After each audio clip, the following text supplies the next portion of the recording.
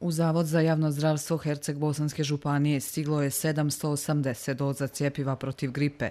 480 doza okupljeno je sredstvima vlade Herceg-Bosanske županije, a 300 je osigurao Federalni zavod za javno zdravstvo.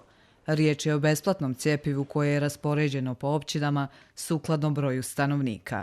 Žitelji Livna cijepiti se mogu u prostorijama Županijskog zavoda za javno zdravstvo. Cijepljenje je počelo, cjepiva smo distribuirali u domove zdravlja i zainteresiranost je kao i svake godine dosta velika. Starački domovi su također uključeni u cijepljenje, u program cijepljenja protiv gripe. Naime, oni se uvijek predbilježe prije nego što započnemo sa aktivnosti, pošalju broj onih koji su zainteresiranih i mi to odradimo na terenu.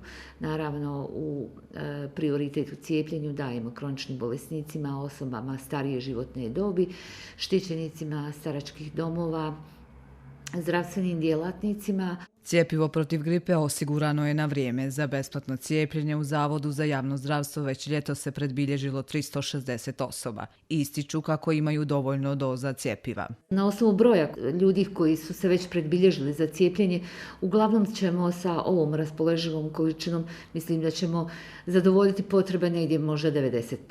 U županiji službeno nije zabilježen niti jedan slučaj gripe. Prema saznanjima iz ambulanti domova zdravlja saznajemo da ima virusnih infekcija, pošto je sad komplicirano ovom situacijom sa koronom. Ja vjerujem da već ima slučajeva respiratornih infekcija, viroze, znači, a moguće i gripe, mada službeno nemamo prijavljeni već još nijedan slučaj. Svi oni koji su se na vrijeme predbilježili za cijepljenje imaju osigurano besplatno preventivno cjepivo protiv sezonske gripe. S tim da svake godine domovi zdravlja osiguraju i komercijalno cjepivo za sve zainteresirane.